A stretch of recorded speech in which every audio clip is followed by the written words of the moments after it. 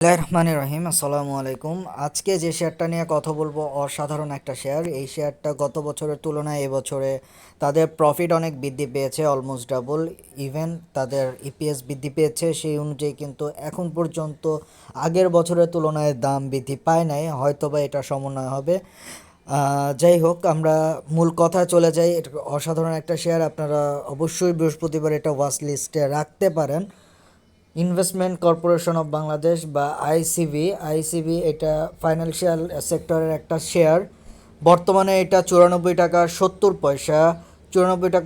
পয়সা অবস্থান করতেছে। এইটা একদিনের মধ্যে বা লাস্ট দিনে সর্বনিম্ন দাম ছিল 93 টাকা এবং কি সর্বোচ্চ দাম ছিল 96 টাকা।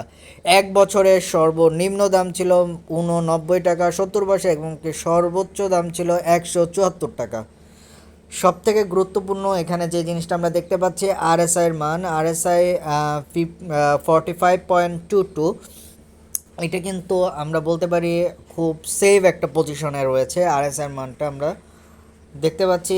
এখন দেখতে পাচ্ছি যে চার্টটা, সেই চার্টটা হলো প্রাইসের চার্ট। 4-5 বছরের প্রাইস, 4 বছরের প্রাইসটা কীরকম আপ ডাউন করেছে সেই চার্টটা আমরা দেখতে পাচ্ছি। এখানে আমরা দেখতে পাচ্ছি বর্তমানে 100 টাকার নিচে অবস্থান করতেছে, যা 2020 সালে এবং কি 2021 সালে এর থেকে নিচে দামটা ছিল। এবং কি 2021-এর শুরু থেকে 2022 এবং কি 2022-এর শুরু পর্যন্ত এই শেয়ারের দামটা 150-এর কাছাকাছি ছিল।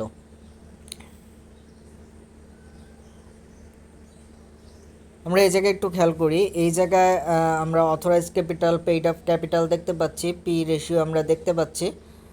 এটা একটা এ ক্যাটাগরির শেয়ার।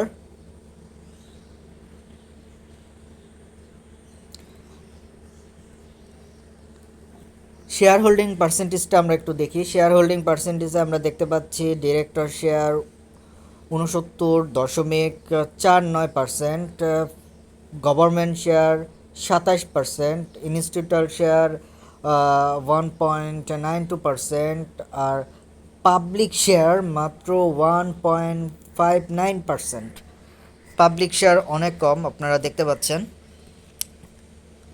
আরেকটা গুরুত্বপূর্ণ ফাইন্যান্সিয়াল অ্যানালাইসিসের জন্য চার্ট, এটা একটু খেয়াল করবেন। এটা দিয়ে আমি অনেক কিছু দেখানোর চেষ্টা করব। ইপিএস আমরা এখানে দেখতে পাচ্ছি। কারেন্ট ইপিএস 0.70 ছিল, হলো 70 ছিল হলো Q1, Q2-তে ছিল হলো 1.72, 1.74 সরি, এবং কি Q3-তে এই ইপিএসটা বেড়ে 2.01। এই ইপিএসটা ক্রমান্বয়ে কিন্তু বৃদ্ধি পাচ্ছে। এই ইপিএসটা কিন্তু ক্রমান্বয়ে বৃদ্ধি পাচ্ছে এবং এই তারই সাথে সাথে আপনারা দেখতে পাচ্ছেন যে 2021 সালে এটার ইপিএস ছিল হলো, এই শেয়ারটার ইপিএস ছিল 1.43। 2020 সালে এটার ইপিএস সব থেকে কম ছিল, আপনারা দামেও দেখতে পাইছেন। 2020 সালে এই শেয়ারটার দাম সব থেকে কম ছিল।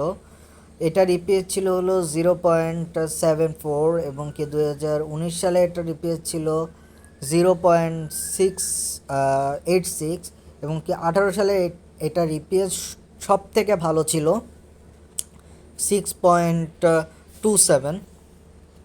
এটার ডিভিডেন্টের পরিমাণ যদি আমরা একটু দেখতে চাই, 2017 সালে এটা 5% স্টক ডিভিডেন্ড দেয় এবং কি 30% ক্যাশ ডিভিডেন্ড দেয়। 18 সালে 5% স্টক ডিভিডেন্ড দেয়, 30% ক্যাশ ডিভিডেন্ড দেয়। 19 সালে 10% স্টক ডিভিডেন্ড দেয়। 2020 সালে এটা 5% স্টক এবং কি 5% ক্যাশ ডিভিডেন্ড দিয়েছে। 2021 সালে এটা 11% ক্যাশ ডিভিডেন্ড দিয়েছে। বর্তমানে আমরা তার থেকে বেশি কিছু আশা করতেছি, হয়তোবা 15% ক্যাশ ডিভিডেন্ড বা এই টাইপের কোনো একটা কিছু পাবো হয়তোবা।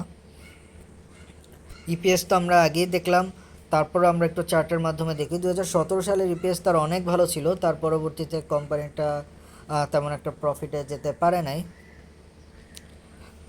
নেট অ্যাসেট ভ্যালু অলমোস্ট একই। তাদের এখানে আমরা একটু খেয়াল করি, এখানে আমরা দেখতে পাচ্ছি এমএফআই এর মান 29.32, এমএসিডির মান -0.66। এটা আপনারা দেখতে পাচ্ছেন মাইনাসে মানটা, মাইনাস মানে এখন পর্যন্ত বাই সিগন্যাল অব্যাহত আছে। এটা কিছুটা আপ ট্রেন্ডে গেলে শেয়ারটা যেহেতু প্রতিনিয়ত প্রফিটটা বৃদ্ধি পাচ্ছে, অতএব আপ ট্রেন্ডে যাওয়াটাই স্বাভাবিক। এটা আপ ট্রেন্ডে গেলে এই এমএসিডির মানটা পজিটিভ হবে আশা করা যায়। বিটা আপনারা দেখতে পাচ্ছেন 1.42। এখানে কোম্পানি রিলেটেড কিছু ইনফরমেশন রয়েছে, ইচ্ছা করলে দেখতে পারেন আপনারা। যাই হোক, আপনারা অবশ্যই দেখে বুঝে শুনে নেবেন। আর আমার কাছে যে শেয়ারগুলি ফান্ডামেন্টালি স্ট্রং মনে হয় সেই শেয়ারগুলি আপনাদের সাথে সেই শেয়ারগুলি আপনাদের সাথে আলোচনা করি। এটাও তার ব্যতিক্রম নয়। অবশ্যই সিদ্ধান্ত আপনার, আর ক্যাপিটালও আপনার। আপনি দেখে বুঝে শুনে নেবেন, ভালো শেয়ার অবশ্যই সাজেস্ট করবেন বা নেবেন। সবাইকে অসংখ্য ধন্যবাদ। সবাই ভালো থাকবেন, সুস্থ থাকবেন। আল্লাহ হাফেজ।